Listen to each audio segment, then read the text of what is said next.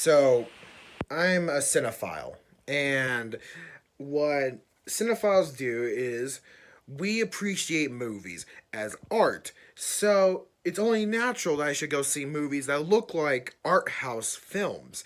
And to truly do that, I should really go out there and seek out an art house film to watch. And I have found one. So, the I'm recording this earlier. So the next day, tomorrow, I'm going to Tucson, Arizona. I'm going to go to a theater. I'm going to watch a little independent horror movie called The Lodge. Now, this movie is being called one of the scariest movies of the year. However, I we never know. It might be shit, and because my opinion is fact. Whenever I make an opinion, it's a fact. It's proven that it's a fact. So if I think the movie's shit, then it's garbage. And I don't think you guys should have your opinions. You should rely on me. I want you to rely on me to come up with an opinion for you. Okay? So it allows you to be lazy. It allows you to develop more, live your life without opinions. So I'm going to go see The Lodge. So I'm going to transition to the next day with my teleporting powers. Off to the car.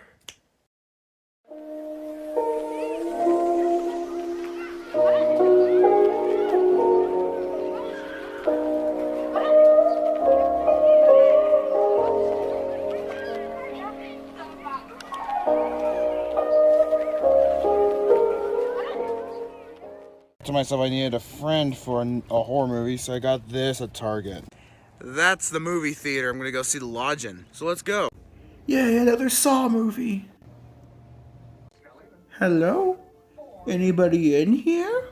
Aww.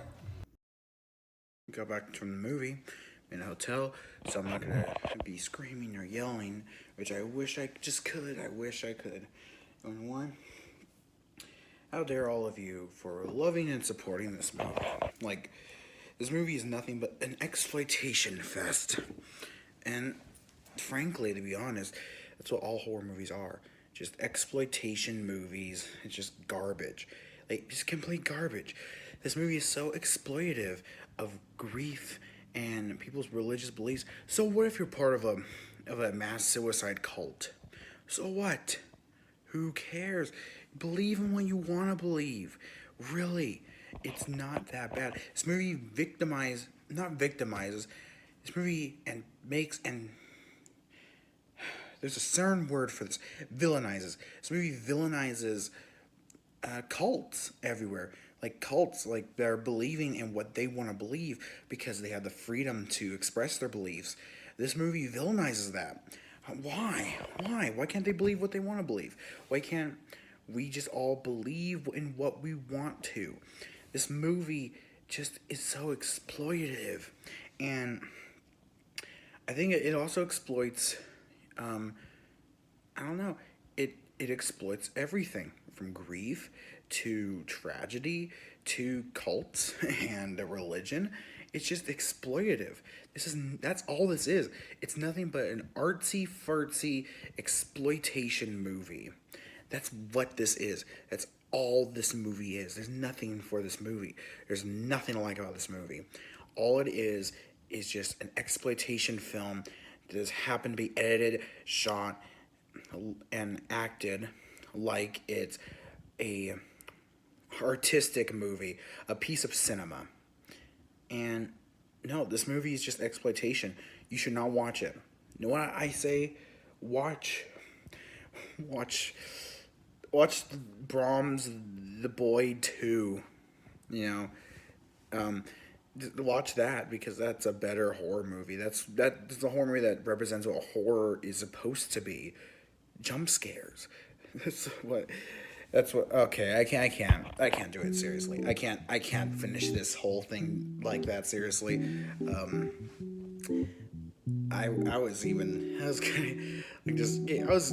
It was hard. That was kind of a hard one. I went to see The Lodge, and my actual opinion on it, my real opinion on it, I thought it was this was actually generally one of the scariest movies I've ever seen. It is one of the most effective horror movies I've seen, I think, since Hereditary, honestly. Like, this movie was something. This was really good. This was actually a genuinely terrifying and intense movie about grief and religion and beliefs and all that, and the afterlife. And there's a lot of concepts in this movie. There really is. And I know Goodnight Mommy, which is from the same directors, that's their directorial debut. That movie was good. I thought that movie was good. It was a good, fine horror movie, foreign horror movie. However, I feel like this movie, it kind of, I don't know, I feel like this movie's better. Reason why is because I feel like that movie I was fine with just watching it once. I liked it, I was okay with it, watched it once. This one, I feel like the entertainment value in this movie is so high up there that honestly I might just buy this movie on Blu-ray when it comes out, because it is a very entertaining movie. Well, not entertaining in the whole sense of like, I was talking to my parents about this, or my mom about this in the car, because in the movie, or in the theater, some like group of what sound like teenagers came in, and they're all doing the whole like giggling, you know, like they're having a good time. And you know what? I'm not going to take that away from them. I feel like you should have a good time with any movie. However, if you're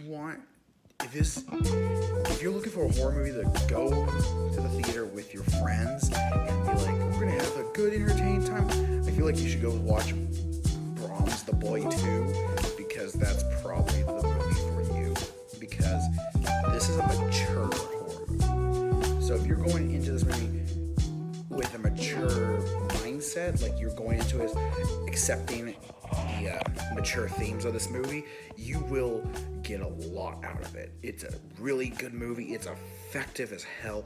This is one of the greatest, actually one of the greatest horror movies I've seen in recent memory. It's up there with Hereditary and The Lighthouse, Midsummer, those horror movies that I've seen recently that I felt like were really, really, really effective. It's up there, definitely. And this one, I feel like this one's a little more visceral with its scares and everything. This movie does have jump scares, don't get me wrong. But it doesn't rely on them. And when the jump scares happen, they're not like boo or something. They're actually like really visceral jump scares. Like they play a lot on sound effects and atmosphere with this movie. The acting's really good, especially when people are crying in this movie. When the characters are crying and everything, I feel like it wasn't just the whole fake. You know, if you like movies, you've seen every movie there is. You know what I'm talking about. Yeah, it wasn't that. This actually felt like they were actually crying, and it felt like they were actually emotional about what they were crying about, and to the point where I almost actually started tearing up in the beginning when they were crying over a major death that happens in the family in this movie. And I was like, because it actually sounds so real, and I like that. And they're children actors that are doing the crying are mostly children, and I feel like that was so effective because they don't sound like automatic, you know. You watch those videos on YouTube like how to fake cry. It's not like that. This actually sounds like legitimate crying. And I know I'm praising a lot for crying, for actors crying, but still it's because it was so real, and you can definitely feel the emotion in the scene. And then there's a lot of atmosphere, and this movie's a twisty movie. Like, I would say it's as twisty as Knives Out, which is one of the most twisty thrillers of recent memory. You know, a twisty movie, for those of you who might be a little confused by that, is a movie that kind of like, it takes your expectations and goes this way, and then goes this way, and then, you know, all like that. That's kind of what this movie is like. This movie, it took my expectations and, you know, did that. It ran with them, and I feel like it was a genuinely creepy and unnerving experience. And it's so sad that this movie is in many theaters as Bronze the Boy 2, because this movie,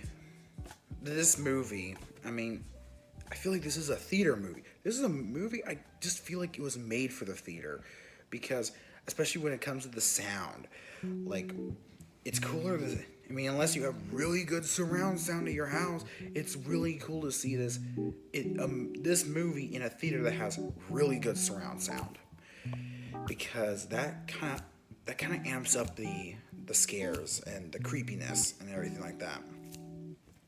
So yeah, The Lodge was actually really, really good. I know that some audience reviews are pandering this movie. I don't know why. I don't know what they're expecting either. I honestly don't know, but I think I'm just gonna disagree with. I have to disagree with them. I think that this movie was truly a masterpiece. There's flaws with it. Of course. There's flaws with every movie, but I feel like the movie was so good and so entertaining and so just interesting and fascinating to watch that I was able to overlook the flaws. I was able to overlook the nitpicking that I could obviously do, but because I had such a good time with this movie, I was able to overlook that. This movie is really, really good. It really is. I actually encourage all of you, if you guys are interested in this movie, try to find a theater that's near you that's playing this movie still. That's the best way to watch this movie. And on a giant screen, in a theater that has surround sound, that's the best way to watch this movie. It made the experience even better. So I really recommend The Lodge. It was one of the greatest movies I've seen, or not just that, so it's one of the greatest horror movies I've seen in a while. And it's actually a horror movie that I literally was legitimately scared while watching. Like, it actually got me. And that's the thing, I don't get scared because I watch so many horror movies that I don't get scared anymore. I'm desensitized to fear mostly. I mean, mostly when it comes to movies and stuff, I'm desensitized to that. But this movie actually was able to get me. And I just think that's how good it was. That it was able to scare me. Somebody who's watched everything. Hell, I'm wearing a Texas Chainsaw Massacre t-shirt. So yeah. I feel like if it did that for me, I feel like this is like, that made the movie really good. And I actually was on the edge of my seat. My heart was pounding through most of this movie. This was a good movie. It truly was. This was a really good horror movie. I just can't help but recommend it. I can't. It's just that good. So, yeah, I know. I know that, you know, the whole, like, Cinephile Goes to the Movie is about me making fun of, like, cinephile people, but for some reason I couldn't do that with this, because I feel like this movie is that good to the point where it was so hard for me to come up with, like, really stupid things for me to say in order to do the cinephile character. So yeah, but no, I highly recommend The Lodge. Go watch The Lodge. Highly recommend it. Yeah, it's a good movie. It's a really, really good movie. So that's it for this episode. Sorry, I lost my train of thought. I have no idea what's gonna be the next episode. Like, what movie we're gonna watch for the next episode, I have no idea. But if you guys want to find out, you should hit that bell icon notifications of my future videos.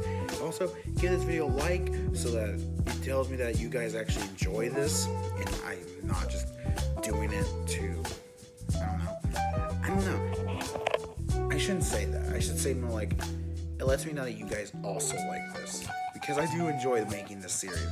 Oh, I mean, I guess that's the only reason I've been making so many episodes of this recently, because I actually enjoy this. So, yeah, but it tells me that you guys are also enjoying it too. So give me a big thumbs up, and also hit that big red subscribe button, and you'll be subscribed to my channel. That's what it's for. And like I said, I have no idea what other indie movies are coming out that I can watch for this series. So I have no idea what the next episode's about. But whatever it is, I will try to watch. I'll try to watch something that I have not seen any other reviews of, but not that many reviews of, and it is an indie movie. I'll try to watch that. But in the meantime, I'll see you guys next time. All right, bye bye.